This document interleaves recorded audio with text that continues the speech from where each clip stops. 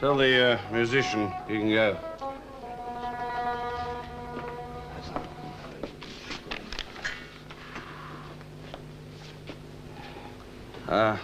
£154, 16 shillings and 9pence.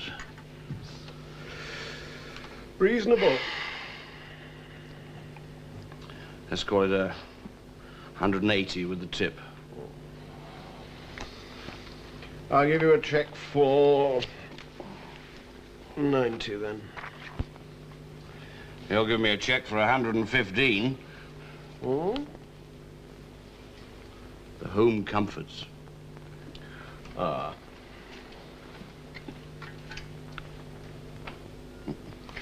I didn't see her making herself up at the table. How does she come to leave her lipstick? I always do. So they can ring back from where they're taken, ask about what they've left, and give a number, should it be found. I see. Why? Future reference.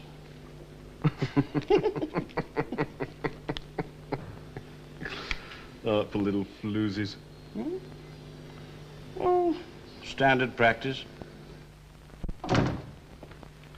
Got a clip. Have you no clips of your own, Henderson? No, darling.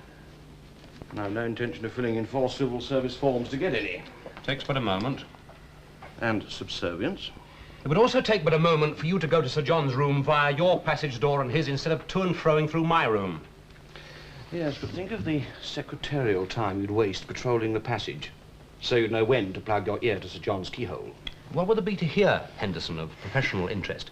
You have no official duty in this department. Well, official duties seem neither here nor there in this department. Oh, is that what yours are? Here is Sir John's private secretary one moment, and there, informing on him to Lord Bligh the next. Lord Bligh, as it happens, has asked me to inform, as you put it, but not on Sir John. You. What, he wants to know, are you doing in this department? Patience, pussy. Patience.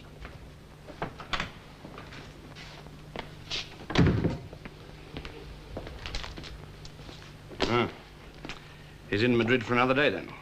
Sir John, yes. How did you hear? Well, you putting letters on his desk and then sitting on it, which is a nicer sight than the other usual indication of his absence, Dowling sitting in his chair. Is that immediate attention stuff? Mm-hmm. I'll put this on top, will you? No, on top. It is on top. Till you plonk something else on it. I finished plonking. I wasn't leaving them on his desk, knowing how he feels about clutter. Jill, look, I'll be out of town tomorrow, so see that he puts that through fastish. Expenses? Not having seen it, how did you know? You opened the door for me. Oh.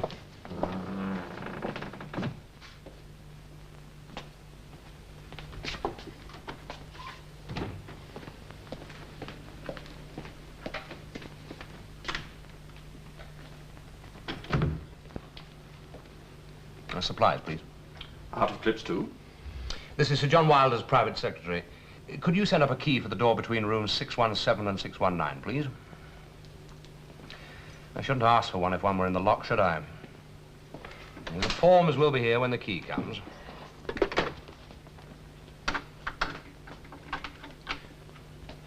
How many forms for a plug of dynamite?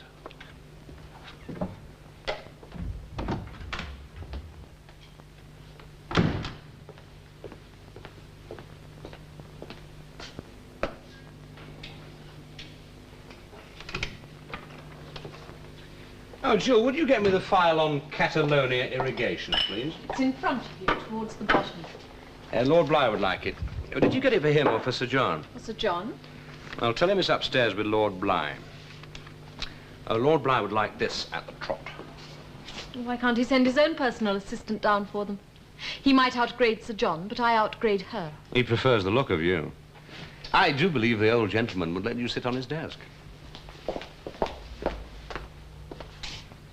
Since I should ask you something. Should it be, what is the matter? Too many people are opening doors for me. Just follow your nose. You won't come to any harm.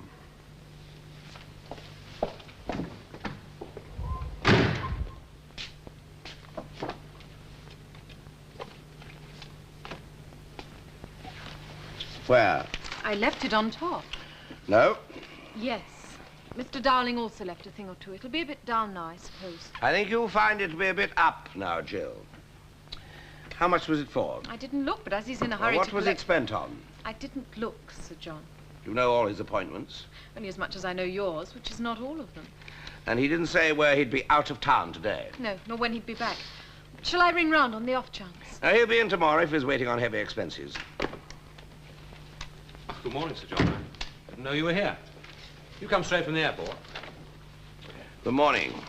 Lost something, Jill? Yes, something left. Don't worry, it will turn up very soon.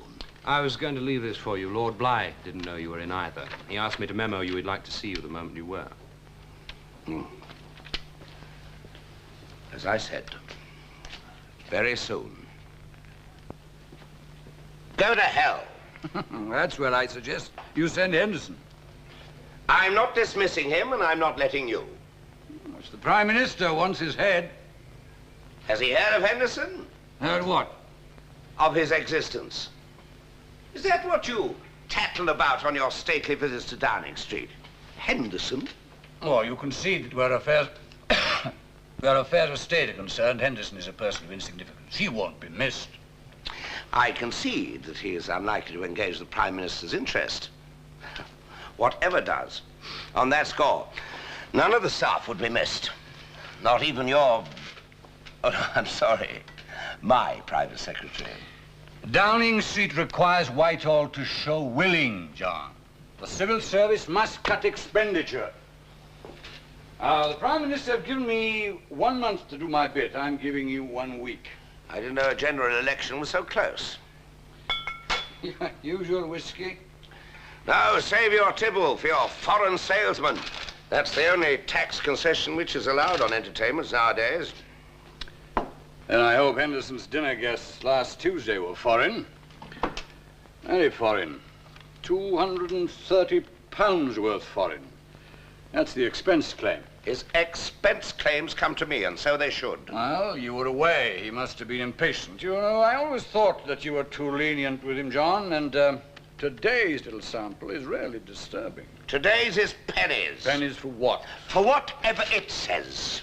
Well, it says for entertaining, nothing more. Only the bill itself tells me the number of people entertained. 10. 10 into 230 goes 23 times. I have spent more, and you have tried. I'm a minister. You're an ambassador. Henderson is neither. Indeed, according to our permanent civil servants, it's difficult to say what he is here. That's why he's so often able to do things for me that they can't here. Oh. So he entertained these people for you? Who the hell else? And you can tell me who they were and why they were. And as usual, the result in my monthly report. I'm your minister. Then stop behaving like a tuppenny-halfpenny accountant. You are ignorant of this claim, John. So incompetently ignorant that you don't even know that Henderson is only claiming a half. And obviously he didn't have the guts to go the whole hog, so he's claiming only £115. And then, to explain the incomprehensible fact that the bill is more, much more, he adds, and I quote, balance met by private source.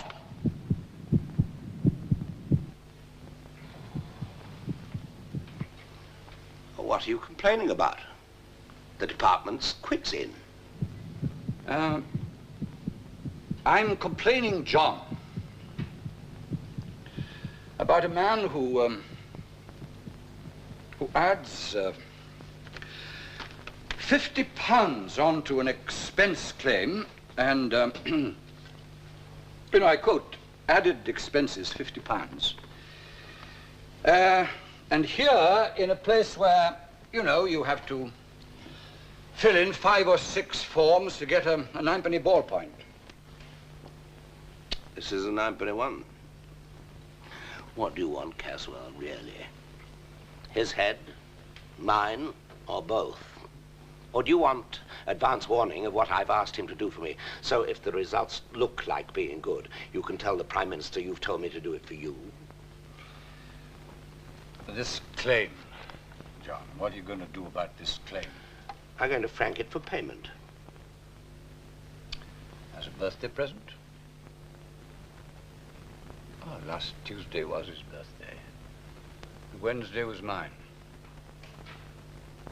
In happier days, I agreed with him. It was the one thing that he'd always be ahead of me. Don't go, John. I don't like sick rooms. This has become one. I'm instructing accounts to refuse all claims made by Henderson unless endorsed by me. And as for that claim, I'll endorse it only when I know the identity of the private source. And I'm satisfied that Henderson shared the expense on official duty. Yes. Mr. Kenneth Bligh is here, Lord Bligh. Who? Your son, Lord Bligh. My son? Why is he here? Shall I say you are engaged at present? Please ask him to wait.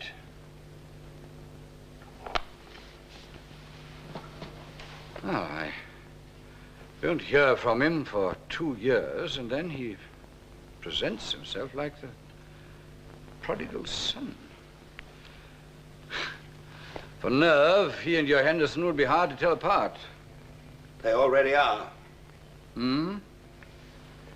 Anybody you go for, as you are going for Henderson, is today's substitute for Kenneth, because at the green age of 36, he got off his bended knees, kicked you in the parental pants, and went his own way. Stay out of my domestic affairs, John. You haven't had any for 2 years. That's your trouble. No son to boot around the nursery, and in search of one, you've wandered into second childhood. Much good did it do Ken to go, much good. So you hope. You have to. To see him standing on his own 2 feet would knock you off your own.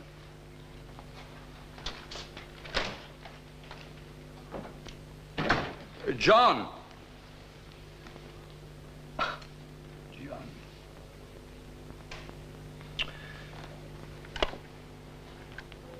Yes, Lord Bligh?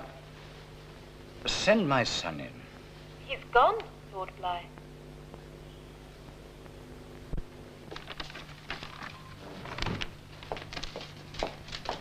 Can you see this person, Sir John? He hasn't an appointment. He's outside.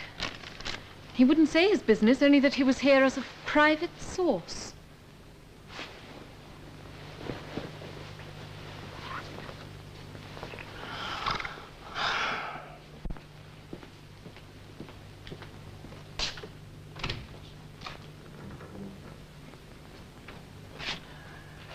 I have one telephone call to make, Kenneth.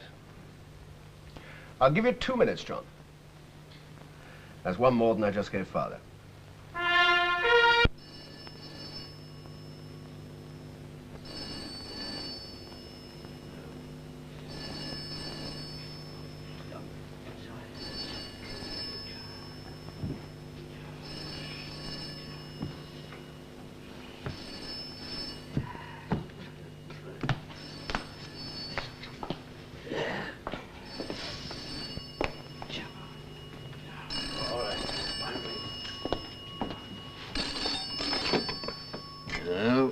Good morning. I believe you specialize in Balkan dishes.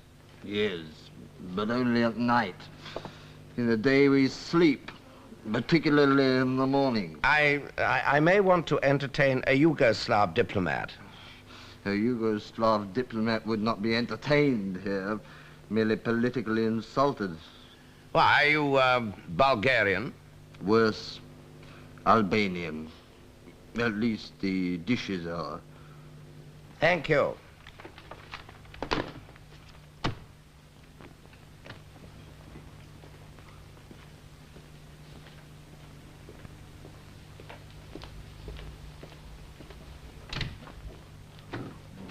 Come along. Well, well, well. Very nice.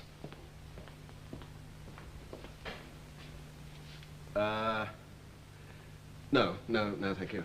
I stopped morning drinking, 6 months ago. I didn't. And you look remarkably undeteriorated after all these years. Was your concern health, morality, or economy?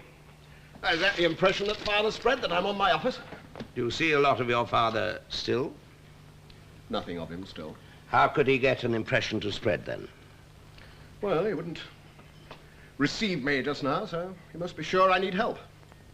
He'd help you like a shot, Kenneth. He always did. Oh, provided I asked for it while licking his boots. I always found it difficult to articulate in that posture. Then articulate about the Albanians. Tuesday's Albanians. Henderson's told you? Should he not have done? No, well, I mean, he's out of town today, and you were yesterday. He habitually leaves reports. Not if they'd excite your private secretary. However, this time he risked leaving an expense claim. He had to. Have you put it through? I've only just got back. Oh, because we were relying on you to have made it a fait accompli. Oh, do speak English. Not that I don't understand French, but I'm not sure that you do. Besides, the subject is Albanian. And they want to buy British. And the British won't sell to them. I'm sorry? We have no trade, no relations with Albania, nor will we have, till an important debt is settled. £4.5 million awarded by the International Court at The Hague about the sinking of a British destroyer. In the Corfu Channel in 1946. I've heard there were signs of a thaw. Ah, the ice is as thick as ever. Even on a British-built motorway in Albania? Where did you hear that? I'm still in business, John, making roads. Yeah. As I see, off the wagon again. And hardly perceptible on the stock exchange. My company's shares have held steady since July. At 1 and 2, par is 2 and 6. Well, they'll look up when you pass Henderson's claim. When will things look up for me? When the Prime Minister notices that, acting upon your own initiative and not Father's, you've enabled Britain and Albania to get over their sulks and talk to each other. Departmentally, the initiative was Henderson's, wasn't it? And externally mine. But, as Father used to say, in business, whenever he took the boardroom applause for what you'd done, to endorse the initiative of a subordinate is to exceed it, because it's to act from a larger responsibility. So, endorse Henderson's claim, and you'll get more out of it than he will. Shall I tell you what you'd get if your father, my minister, sniffed a fiddle? Nothing from the government, should your road reach a dead end, granted that it ever started. What? You have a small, broken-down company which could handle maybe the verges on a footpath from a backyard door to an outside loo. The Albanians want roads. So you have to swing in bigger men, a consortium. Now, what big British company is going to risk money in Albania? What government is going to allow them till that £4.5 million is paid? What's more, while Albania follows the Red Chinese line, they are out not only with us, but both sides of European communism. Any day, Russia may decide to squash them. And what better excuse than that the West were building military roads out there? So, if you want a British company to join you in your desperation flutter, you've got to get me to get the government to underwrite you against financial loss. And can't you? No. From this nook in Whitehall, only your father can. Of course, I could go straight to the Foreign Secretary and tell him about this piddling highway. Piddling? Piddling! Population of Albania is 1.5 million, scratching a living at subsistence level. And do you think your father would risk a business gamble in Albania, not to say with you? I thought you'd gathered that it suits us both to keep him right out of it. And I thought you'd gathered that he can't be kept out of it if you want government backing. You've expressed necessity admirably. What you've not done is sign. Is this it? Put that bloody thing down. No. Put it through, John, and then you can say this to the government. My father cannot express a ministerial opinion on an enterprise in which his own son is privately engaged. So he's left the matter entirely to you. Your father would say, having exercised his renowned impartiality of judgment, that he decided that his own and only son's company was too small, too unsuccessful, too badly managed to take part in so difficult an enterprise. So he persuaded the consortium to drop him. And so he would do if you wouldn't lick his boots as you were brought up to do. Would you lick his boots again, Kenneth? I prefer to stuff this down his throat. See, I'm the private source. I spent money. Henderson would testify. The external initiative was mine.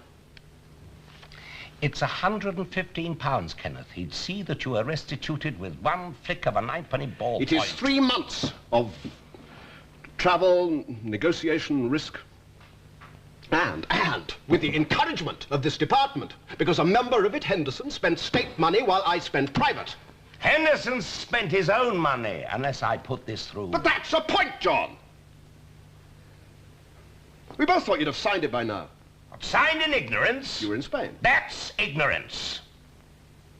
Oh. You don't trust Henderson? You caught father's mania. Nothing will work unless you start it. Don't you believe I did? What? Start it. I trust Don. Have you gone so far away from your dad that you're no longer his son? Trusting him never paid. Why should trusting you? Because I thought you'd put that through already. I called on him this morning. Do you believe that? Yes. It was to tell him that I'd done him in the eye and there was nothing he could do about it. I trust you were mixing business with pleasure. Well, as it happened, I was able to mix nothing with anything. He wouldn't see me. Well, don't worry, Kenneth. Henderson will get his expenses.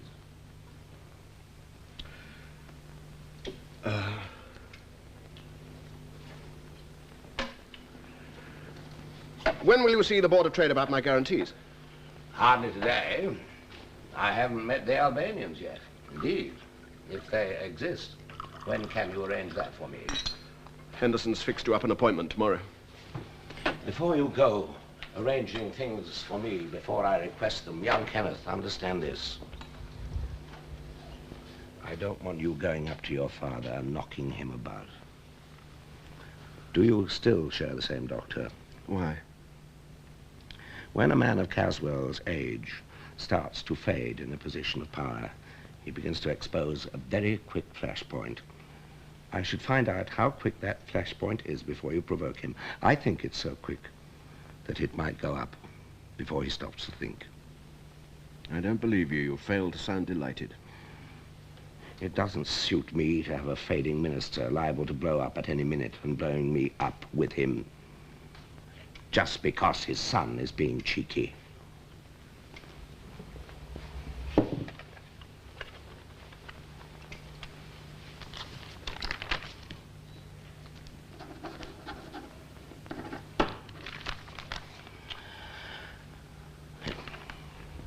Give that to my personal assistant on your way out. Good. Cheers.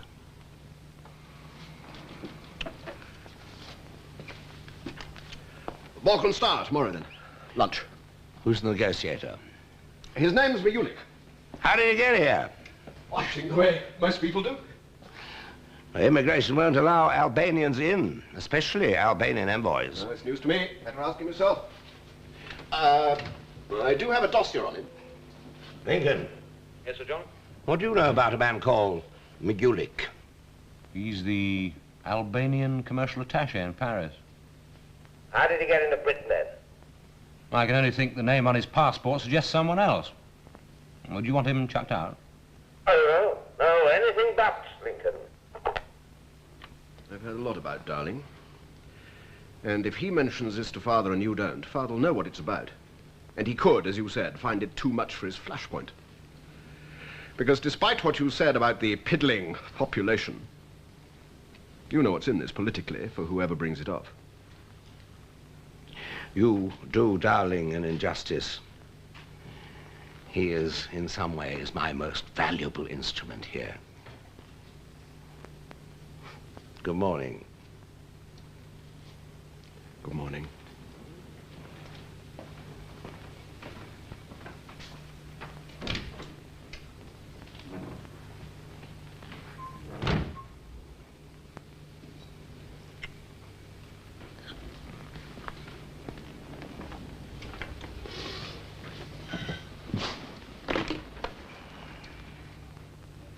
Get me Foster, Cortlandt and Rebold. Yes, they're stockbrokers. I want a Mr. Keith Hollins, and only Mr. Hollins. If he's engaged, hang on for him. Mr. Kenneth Bligh said you wanted this.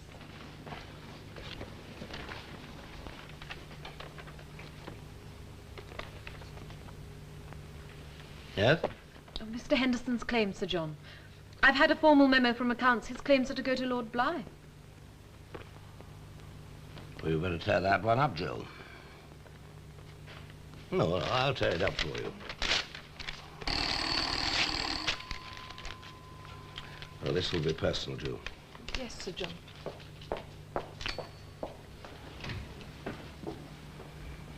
Hello, Keith. I want you to buy until I tell you to stop. Bligh Development Limited ordinaries at best. No, no, no. Not in my name. Buy them in the name of Don Henderson. Well, you can tip off who you like once you've got that lot at bottom. Bye.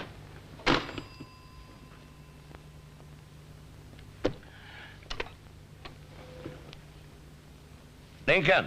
Yes, Sir John? Will you dig out all the figures on our trade dealings with Albania before the Corfu Channel incident? I'm going out to lunch. Will you see that they're on my desk by the time I get back?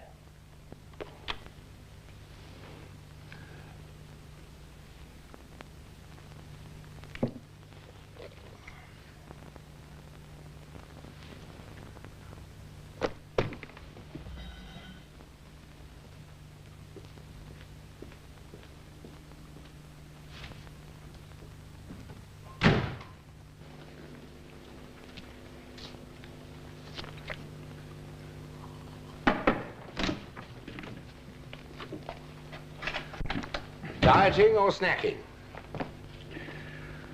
I'm leaving room for tonight. I always do, John, now, when I dine in Downing Street. Is it a state occasion, or are the two of you charting our road to ruin? Happens that you should mention the road. What do you know about Albania, John? I have a dossier about it on my desk at the moment. Obviously, we're onto the same whisper, then. I don't know. You get whispered to so much more often than I do. Perhaps my hearing is better. I take it that you have had access to a dossier, too. Well, mine canvasses the possibility of a consortium, led by Bewdley & Sons, the Millington Combine, and Feasby Enterprises. Yeah, so does my dossier, I suppose. Tell me, John, which of them do you think is the initiator? Feasby? No. The Combine? No. Then, Bewdley & Sons, we agree. I don't know which to admire more, your social round or your deductive powers. Well, they can't risk going into Albania without government support, and that's not forthcoming unless there's a settlement of Albania's debt to the United Kingdom. John, why are you so interested in this little rogue, Lee? Yes, you kept it very much to yourself. Is the inducement monetary, a little rake-off from Bewdley & Sons? Little rake-offs have never interested me. No, indeed. Well, perhaps you expect a grateful government to give you a peerage like mine. Your peerage is a life peerage, a thing dead on delivery to be taken to the grave and buried with you. John, give me your overdue opinion of this Albanian project. Overdue? I only got my dossier just before lunch. Yes, well, it's urgent. You know, if British companies can't be found to build this motorway, the Albanians could go elsewhere. What matters is who pays. If we support a British consortium in Red Chinese Albania, in the end, it will be the British taxpayer who pays. You forget your memorandum to the Foreign Secretary the day after the Russians marched into Czechoslovakia. From his silence, I'd concluded that the Foreign Secretary had forgotten it, too. Oh, he didn't read it. You forgot civil service procedure, John. The memorandum was automatically transferred to me. That explains the air of incomprehension which has hung over it ever since. I comprehended it, John. The Russians don't want a British road in Albania that Yugoslavia might use militarily the next time the Kremlin went crazy. The Americans do, but in the end the road would not go through. And in return, the the Russians would be forced to make some concession to Western strategy. I mean, is that a fair summary of the memorandum?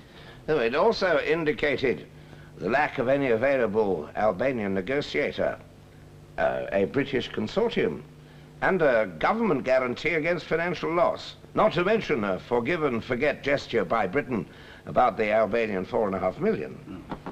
Well, the Albanian negotiator is now available, John. His name is Majulik. And by the way, the Home Office would be interested in his passport. The British consortium we know about. And as for the government guarantee, I have already requested it.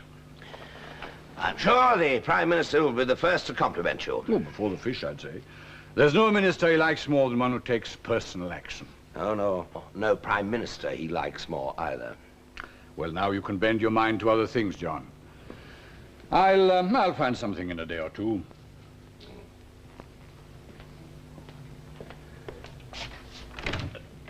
Would you like me to cancel my appointment with Majulik then?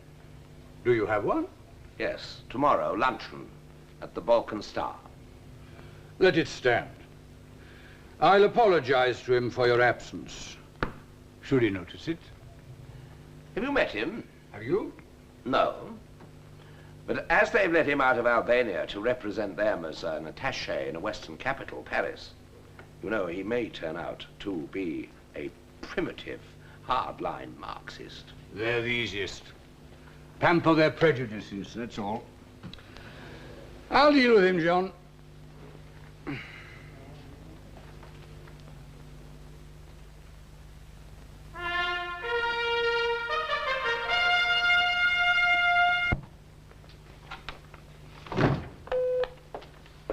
Yes? Is that you, darling? Yes, Lord Bligh. Well, what's the matter with you? Got a cold? No, Lord Bligh. Would you like to have lunch with me today? I'm free. Good. Then come up for a drink first. Thank you. Well, neither of us know where. But I tell you what, grey roast beef and a bucket of brandy, if it's just the two of you. He didn't say whether it was just the two of us, nor shall I. John in? He asked for you at 10 and he asked for you at noon. The last time he asked for someone twice, the someone was exiled to the Treasury. Oh, then I mustn't keep the ambassador waiting. Nor I, the minister.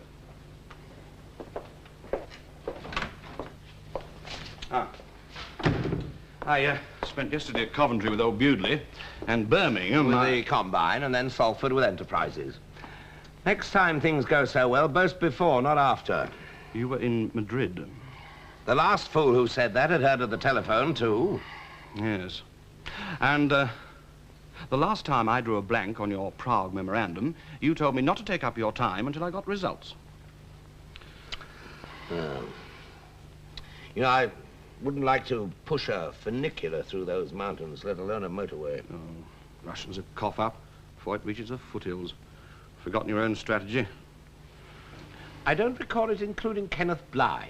Oh, come on, John. You warned me that none of the big boys would be so uninformed as to let themselves be used as bait in Albania. That's an awful lot of letters to spell Kenneth, or to hide a helping hand. Anybody offers a helping hand needs one.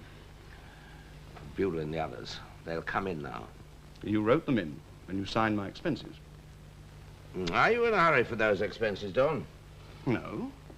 But as they're waiting, why should I let them depreciate? Well, they're planted. Just let them grow. They're what? Are you so short of £100 that you can't drag your mind off the subject? My mind wasn't on the subject. But if it comes to that, John, yes, I am likely to be a little short. I mean, I've been entertaining all over England, and there's today's little frolic with Majulik to come. Kenneth told you. I'm host, again, your guest. Kenneth sharing, of course. Majulik's guest, I'm not. But you go along. Play host. And telephone me immediately that Caswell louses up the whole deal. Caswell? Yes, Caswell. How did he get onto it? How indeed.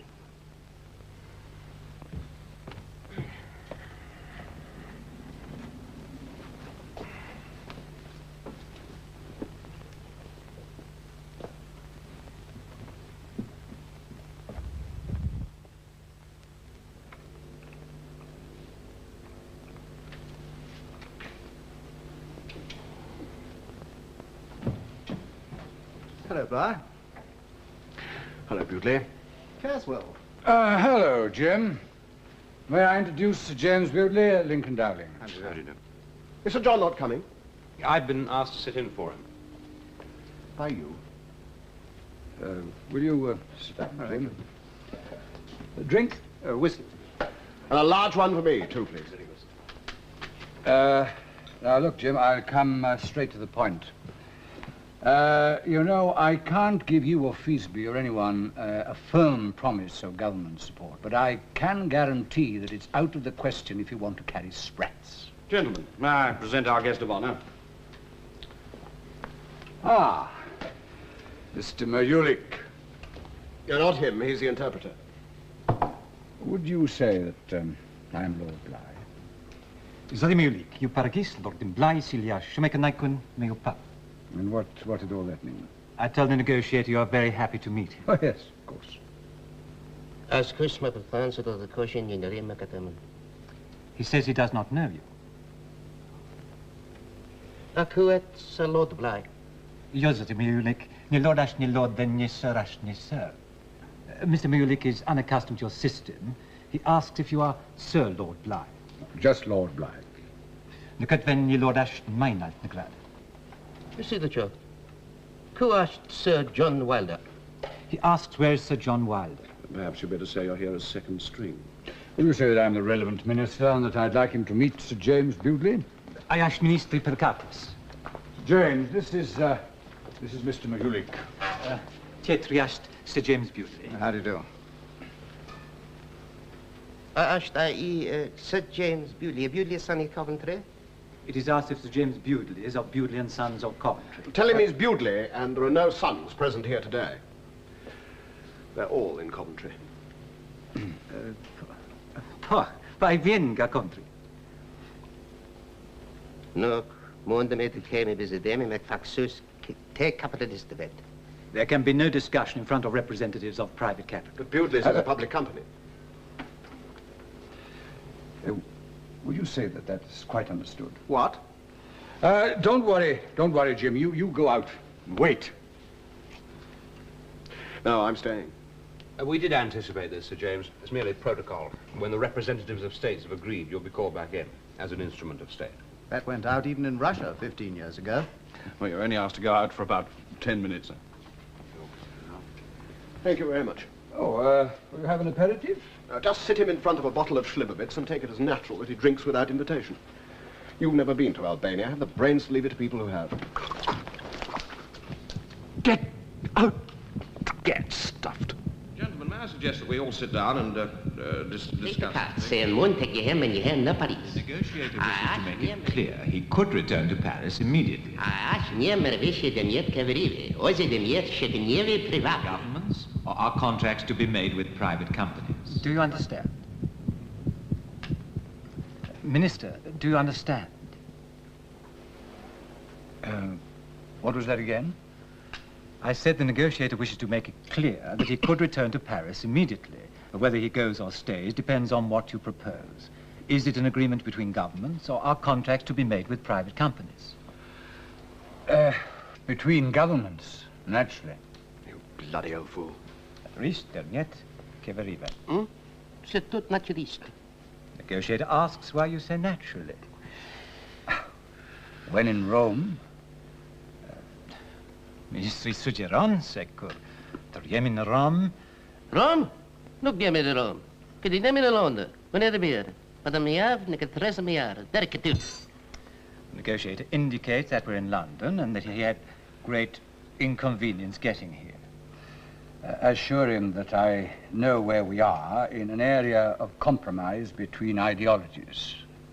He's not permitted to compromise, but I am. There will be no agent's fees and no form of commission to any individuals. Aidin secundatit kurgen pune per compromis de chasche ideologique. You nuk leoni med ba compromissa. Cursei aipo. Nukka pertapas as ni farpagese. Aispre. Figurish, theorina, de satta marxista. Negotiator says that you have accurately reflected sound Marxist theory.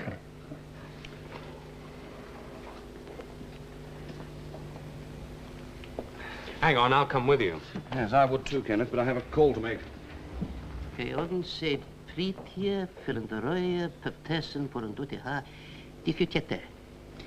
I conclude the negotiator's remarks? They are that he did not expect to encounter Marxist theory from the representative of a capitalist government. He thanks you for the extension of your hospitality, but elects to eat elsewhere. I'm afraid he regards our talks as concluded, Lord Bligh. Zotty may leak.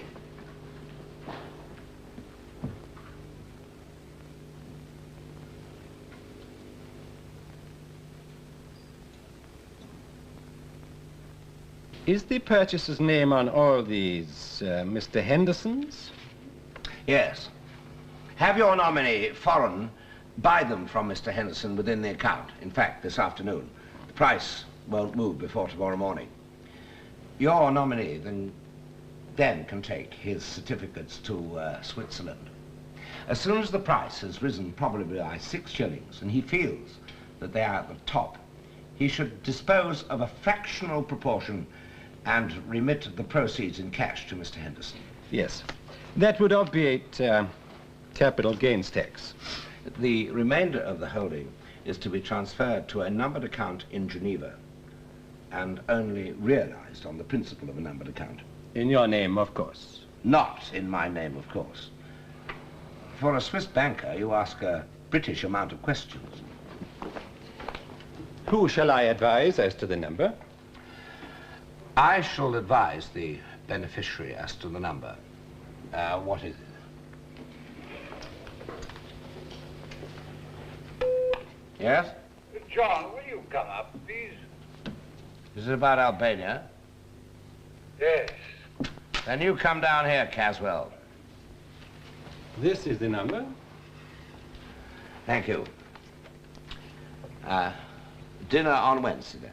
And good afternoon now. Good afternoon.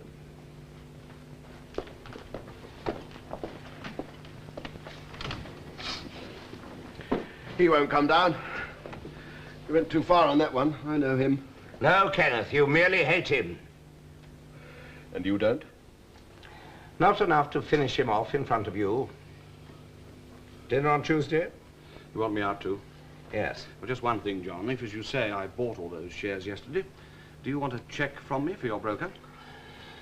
Haven't you been with me long enough, Don, to realize that to buy and sell within the account will cover all your expenses and Kenneth's 10 times over? Well, the banker gets dinner, Kenneth gets dinner, don't I? How about tomorrow? No, I shall be dining with Dowling tomorrow. Who? He wants to make his peace, too.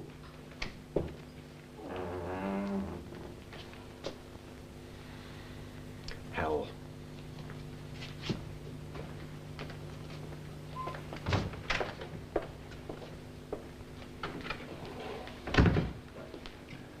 Well, what are you going to tell the Prime Minister? It isn't often he gets the chance to dine 2 times in a row with the same minister. He must have had his appetite thoroughly whetted last night. You even have spies in Downing Street? No. No, only here. You're on your own, Caswell, except for me.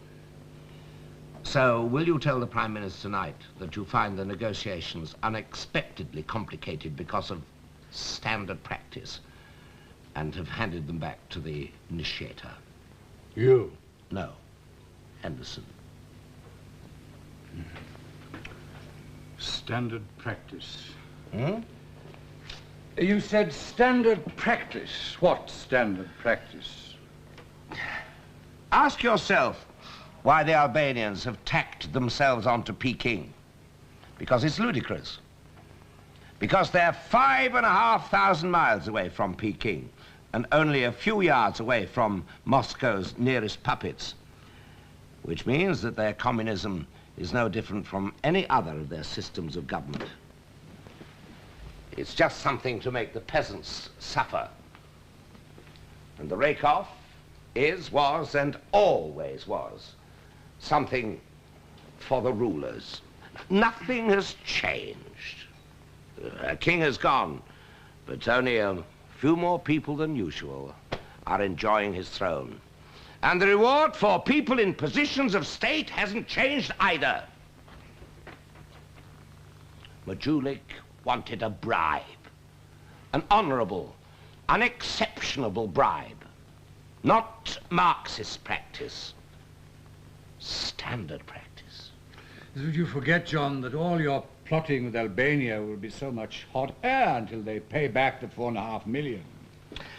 Taken care of, Caswell. But how? They haven't any money. Their friends have. Well, they haven't any friends except the Chinese, and they're hardly likely to pay back $4.5 million, even in yen. Don't be so sure. No, it's unthinkable. No, the Chinese will jump at any chance of investing in anything which will sock the Russians. You don't usually dabble in miracles, John. Henderson contacted the Albanians in Paris, where the Chinese are welcome. I think you ought to see this. It's pretty relevant. Really? He's been seeing a lot of the Chinese in Paris. The same Chinese who've been sounding out our people about a possible Albanian settlement and a British road there. So this whole idea was not initiated by us? No. Henderson was nobbled by the Chinese, not they by him. He is, of course, an amateur. It'll take him years to get used to the ways of diplomacy. This could be said about you, John. Don't gloat, Caswell. You can't kill the whole project just as simply as that. What do you think, Dowling? Well, as it's the Chinese who are making the running, we're naturally suspicious. They may genuinely want to use us to keep the Balkans safe from Russia. Equally, they may want to sour relations between us and America. Which a settlement in yen would certainly do. Thank you, Dowling.